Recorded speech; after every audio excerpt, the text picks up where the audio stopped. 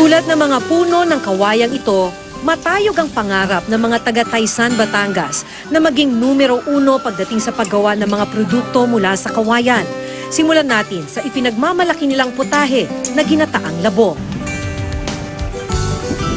Halina't tuhugin ang food trip sa mga pagkaing distik, gaya ng chicken at pork barbecue, inihaw na mais na sabay-sabay isinalang sa ihawang ito na may habang 100 metro.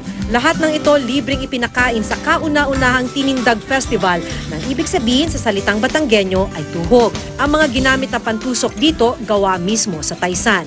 Dahil likas na mayaman sa punong kawayan ng bayan, naging pampalipas oras na ng mga residente ang paggawa ng sticks na kalaunan ay naging kabuhayan. 60s pa lang ay nag-uumpisa na silang gumawa ng stick. Sabi nga nila nung interviewin namin, yun yung kanilang pinagkukunan ng pinagpaaral sa kanilang mga anak, pang-araw-araw na gastusin. Dito namin nakilala ang grupo ni Jennifer. Araw-araw nagkukumpulan sila sa bakurang ito para magtrabaho. Naging biruan na raw nilang magkakapit-bahay na sa opisina sila nagtatrabaho. Gaya kasi sa mga ordinaryong opisina, mula alas 8 ng umaga hanggang alas 5 ng hapon sila kumakayod. Ang iba, kung todo postura. Nagmi-make up ang iba para lang pagtingin sa bawat isa, hindi naman mananawa din.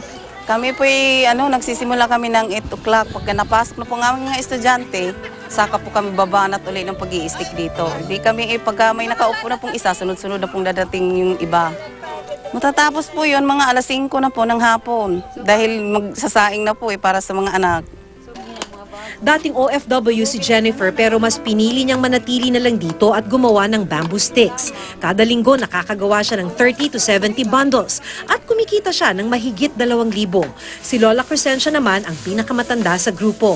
Sa edad na 78, malakas at matalas pa ang mga mata. Ang kanyang kita pandagdag din daw sa pag-aaral ng kanyang mga apo. Ilan taon na po kayong gumagawa po ng stick? Ay siguro yung mga mga 5 taon na. Pambili po ng... Nang pag-ulam.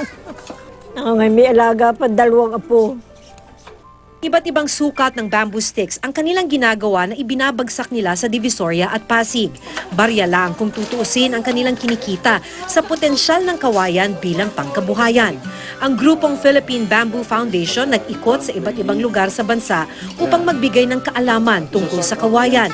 Malaki man ang potensyal ng industriya, kulang daw ang mga bamboo forest sa bansa. The problem of the Philippines is the lack of raw material. The market is so big, both local and international. Ibig sabihin, yung mga inquiries ngayon, katulad ng mga pulp and paper industry, naghahanap yan ng toni-toniladang bamboo chips. But we cannot supply because we don't have much forest. Malayo pa nga kung iisipin bago manguna sa industriya ng kawayan ang bayan ng Taysan. Pero kung patuloy silang magpupursige, walang matayog na pangarap na hindi kayang abutin. Ako si Maki Pulido at ito ang aking assignment.